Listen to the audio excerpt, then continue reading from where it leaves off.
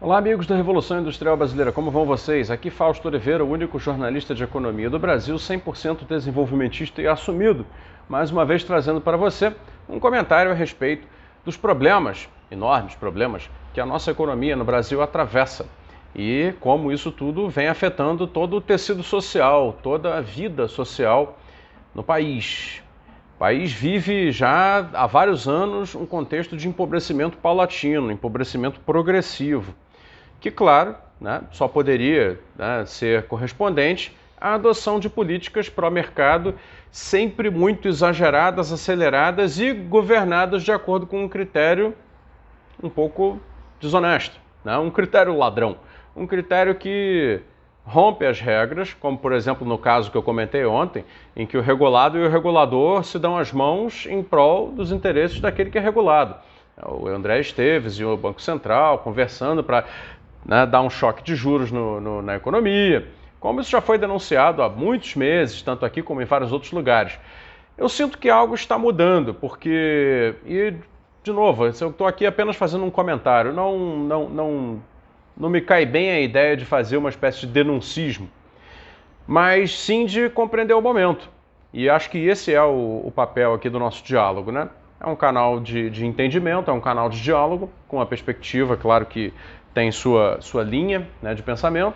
Agora, não acho que o Brasil vá suportar por mais tempo e também não acho que o Brasil vá ignorar por muito mais tempo as coisas que estão acontecendo.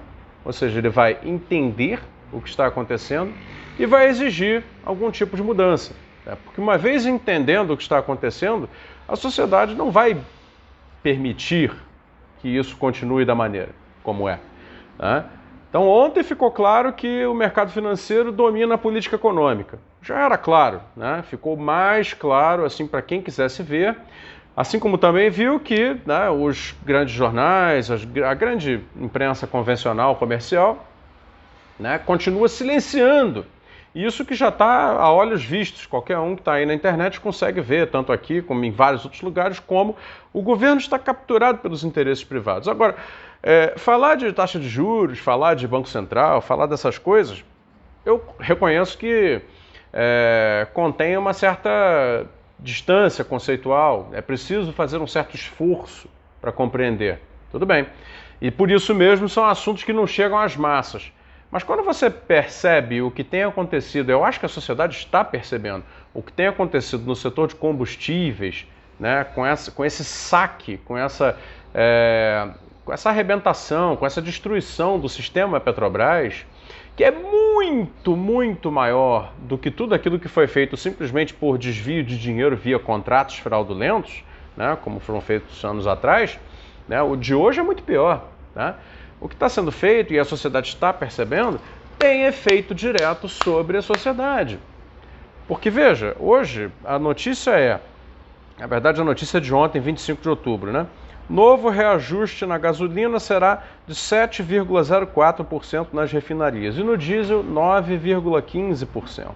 Vou levar só o dado acumulado aqui, que nesse ano de 2021, o diesel já tem alta acumulada de 65,3% e a gasolina subiu 73,4%. Então vamos lá.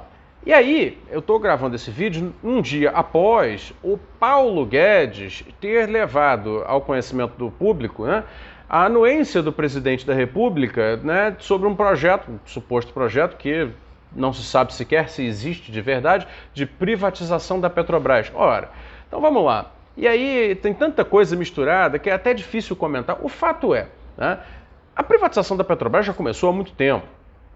É que a Petrobras é um sistema produtivo e corporativo. Ela jamais poderia ser privatizada numa tacada só. É um sistema econômico próprio. Ela não é uma empresa. É um sistema empresarial, produtivo, econômico, corporativo, com laços e encadeamentos os mais variados. Então, o que eles fizeram? Começaram lá atrás, quando se estabeleceu a tal da PPI, que é a Política por Paridade de Preços de Importação, a dolarizar o preço de combustível no Brasil. A política PPI, e aí eu vou tentar ser bem didático aqui, porque eu gostaria que esse vídeo fosse útil para as pessoas que realmente não conseguem compreender o que está acontecendo. A política PPI é um padrão internacional. Ela é, de fato, muito usada. Na maioria dos países usa política de preço internacional para o seu consumo de combustível, né? Só que é o seguinte, ela é muito utilizada por países que não são produtores de petróleo. E aí está a diferença. O Brasil é autossuficiente em petróleo, graças à descoberta do pré-sal. Ele não era, passou a ser autossuficiente em petróleo. E aí, naturalmente, como país autossuficiente em petróleo, ele poderia se tornar autossuficiente em combustíveis. Como ele poderia se tornar autossuficiente em combustíveis, significaria que, acho que você deve ter ouvido falar das seguintes empresas. A Shell, né, você já deve ter ouvido falar, aquela que aqui no Brasil chama-se Esso, mas que na verdade é Exxon dos Estados Unidos, a Texaco, já ouviu falar da Texaco, que é a Texaco, né? E outras, como Petronas, como British Petroleum, a famosa BP, Total, né, que é uma empresa de petróleo, gás e energias da França. Né, essas empresas grandes, multinacionais do setor petrolífero, energético, de gás também, todas elas ficariam sem mercado no Brasil. Aí por isso, os governos que no Brasil sempre gostam de entregar de bandeja aos capitais internacionais aquilo que eles necessitam para lucrar bastante com a realidade econômica pauperizada do Brasil, fizeram a tal da PPI desnecessariamente. O Brasil não tem a menor necessidade de fazer a política de paridade de preço internacional. O Brasil poderia continuar cobrando preços nacionais por um produto nacional. E aí, veja, o fato de ter dolarizado, na prática, o preço do petróleo para o próprio Brasil levou, primeiro, a Petrobras a se tornar só uma extratora de petróleo, exportadora de petróleo cru e compradora do derivado, que é o óleo diesel, a gasolina, etc. Não é verdade? As importações dos derivados, que são os combustíveis, cresceram muito nos últimos anos. Naturalmente, os Estados Unidos são o país que mais ganhou com isso. Tá? Que mais ganhou com isso. Bom, e aí, isso, logicamente, no momento em que o nosso real, a nossa moeda, o real, se desvaloriza um pouco mais, né, levou o preço do combustível a essa escalada de preço que está aí, você observou, que eu já dei os números aí.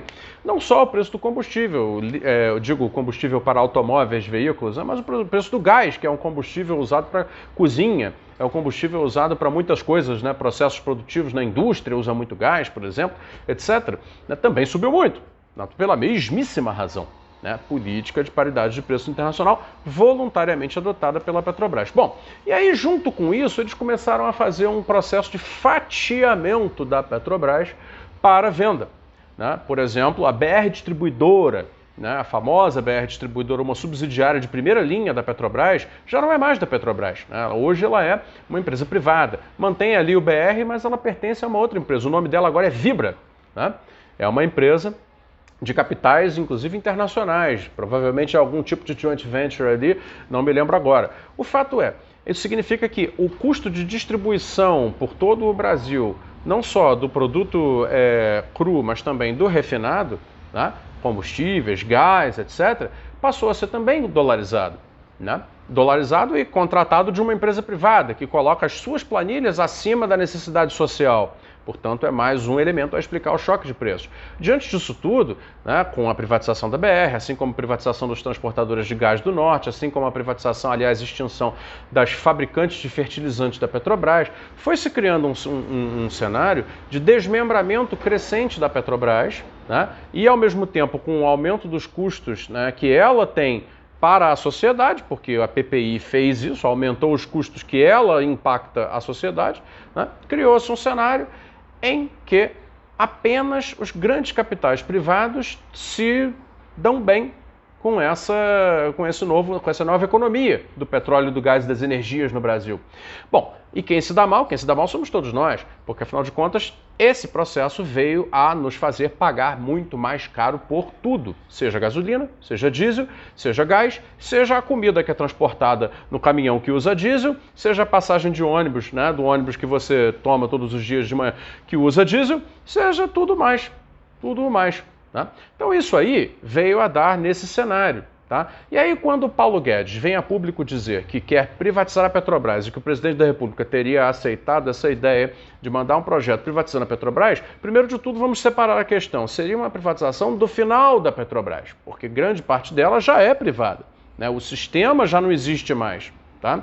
Segundo, aí ele fala, do que adianta deixar ali uma placa de monopólio estatal se eu não consigo tirar o petróleo com a Petrobras e esse petróleo vai se tornar inútil daqui a 30 anos porque vai ser substituído por outros modos de geração de mobilidade, por exemplo, energia elétrica, hidrogênio, etc. Ora, essa questão é uma malversação de algo que sim existe. Existe uma transição energética no mundo, claro, porém, né, a Petrobras não só não se beneficia de extrair todo o petróleo, exportar para poder reimportar como refinado, porque afinal de contas isso não gera benefício nenhum para ninguém, a não ser para as multinacionais, como também não é verdade que o petróleo vai acabar. Lamento dizer. O petróleo pode deixar de ser utilizado para queima como combustível, mas ele vai continuar sendo utilizado ainda por séculos, exatamente pelas imensas reservas que ainda existem no mundo, na produção de derivados. A produção de derivados de petróleo, a petroquímica, como nós chamamos, é onde está o valor da cadeia do petróleo. Não é na produção de combustíveis. A produção de combustíveis jamais deveria sequer ser tratada como um negócio destinado a dar lucro. Vejam bem, produção de combustíveis para um país autossuficiente em petróleo deveria ser tratado como prioridade social, como garantia de segurança energética, de segurança, soberania energética para o bom funcionamento da economia. Ou seja, deveria ser um preço administrado. Para quê? Para que nós não estivéssemos agora pagando os absurdos de preços altos que nós estamos pagando em função dessa política, né, que dolariza o combustível no país. Agora, isso não significa que o petróleo e o gás não são um negócio em si. São naquele patamar em que eles passam a ser industrializados como o quê? Como asfalto, como insumo para farmacêutica, como insumo para química fina, como resinas, como plásticos, etc, etc, etc, como fertilizantes, etc, etc. Né?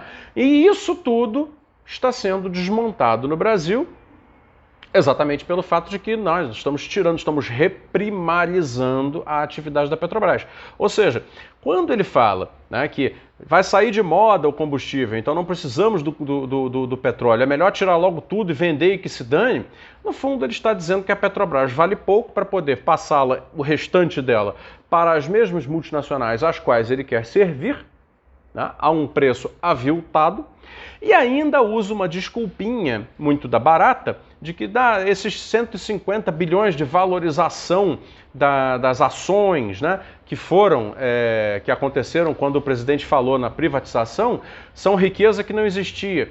Mais ou menos, né, Paulo Guedes? Porque embora o Estado ainda seja um acionista importante dentro da Petrobras, o fato é que se ele não retira esses bilhões de reais que lhe cabe do caixa da empresa para usar na saúde e na educação, como ele prometeu ontem, né? Então, na verdade, isso é apenas dinheiro que fica flutuando em caixa. E é o que acontece. É o que acontece. O que a Petrobras poderia contribuir seria se ela tivesse não a prioridade ao acionista, mas a prioridade à população, contribuir com a sua geração de lucros para o caixa do Estado para financiar políticas sociais, o que quer que fosse. Na minha opinião, industrialização da sua própria cadeia, né? Seria o correto.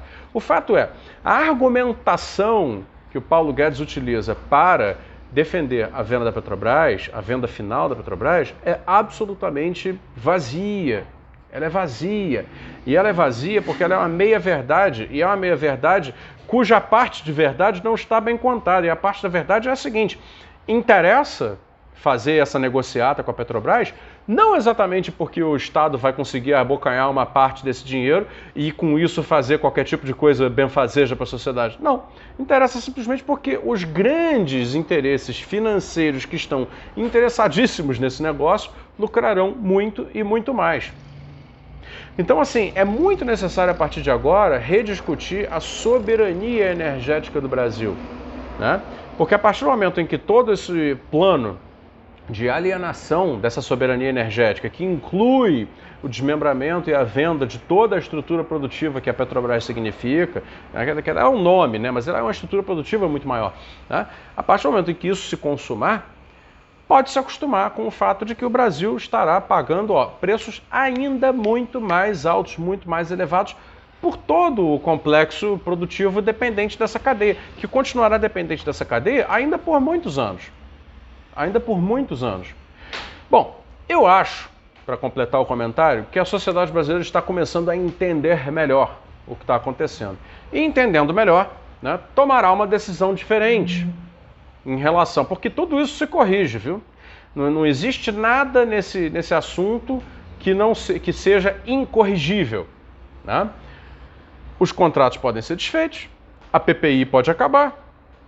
É perfeitamente legal e factível tudo isso. Claro, vai ter uma choradeira enorme, ranger de dentes no mercado financeiro, um monte de gente de bolsos poupudos ficarão com bolsos um pouco menos poupudos no futuro, porque no passado já tem o bolso bem cheio.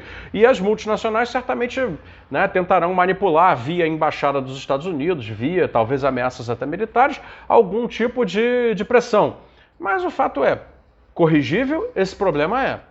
Cabe agora à sociedade brasileira exigir o retorno da sua soberania para não ficar com a bunda na janela, como ela está agora, né, tomando esse tipo de choque de preço absolutamente desnecessário, num produto que é impactador de todos os demais, via preço, e que nós temos autossuficiência.